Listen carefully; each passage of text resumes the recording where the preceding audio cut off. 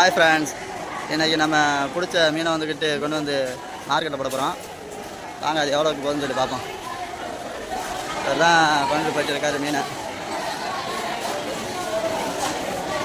கொண்டு போய் வச்சாச்சு. ஆனால் அந்த இடத்துல யாருமே காணோம். அந்த பாட்டினா வந்துட்டு மீன் வச்சுக்கிட்டு இருக்காங்க. மார்க்கெட்டில் சரியான கூட்டமாக இருக்குது. இப்போ தான் வேணால் க்ளீன் பண்ணிகிட்டு இருக்காங்க.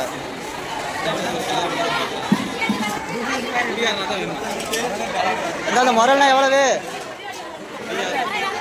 200 அப்போ சீலா 400. கனவானா எவ்வளோ ரேட்டு?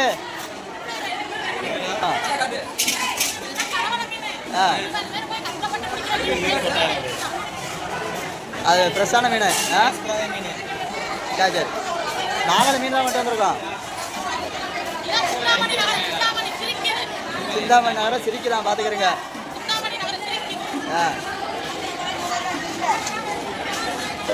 இதுதான்ப்பா நாங்கள் பிடிச்ச மீன். அது எவ்வளோக்கு போகுதுன்னு சொல்லி தெரியல. கஷ்டப்பட்டு பிடிச்சோம். 5 மணிக்கு போய், விடிய காலம் 5 மணிக்கு போய் பிடிச்சிட்டு வந்த மீன். இந்த பாட்டிகிட்ட தான் நாங்கள் கொடுத்துருக்கோம் மீன் விற்று தர சொல்லி. 150 ரூபாய்க்கு கேட்குறாங்களோ? 100 ரூபாய்க்கா? 100 ரூபாய்க்கு கொடுக்கலையா?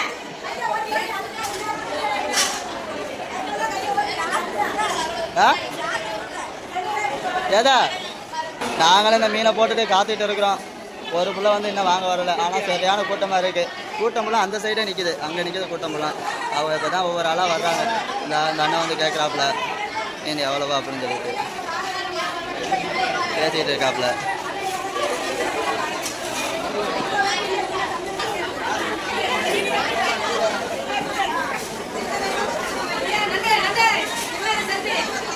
நண்டு நண்டு எவ்வளவு? 500 ரூபாயா? ஜல மீன் 300 ரூபா. நாரி பண்ண மீன் மாதிரி தெரியுது. நல்ல மீன் தானே?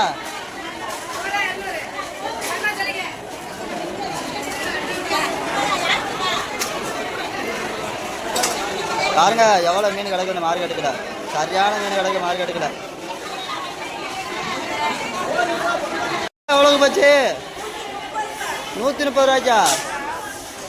எத்தனை இலை இருக்கு மீன்? எத்தனை இலை இருக்கு? எத்தனை இலை மீன்? இப்போ தான் நிறுத்திட்டு இருக்கீங்களோ?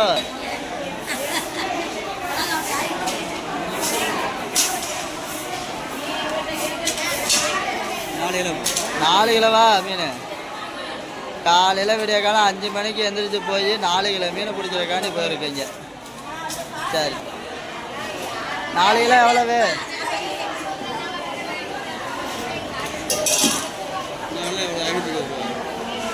4 கிலோ மீன் 520 ரூபாய்க்கு விற்றுருக்கு. இப்போ அந்த பாட்டி வந்து காசு கொடுப்பாங்க.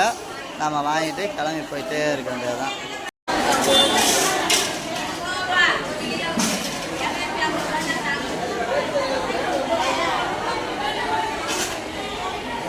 இப்போ தான் காசு கொடுக்குறாப்புல. வாங்கிட்டாப்புல காசை. அவ்வளோதான். இதோட வந்துட்டு கிளம்பி போயிட்டே இருக்க போகிறோம்.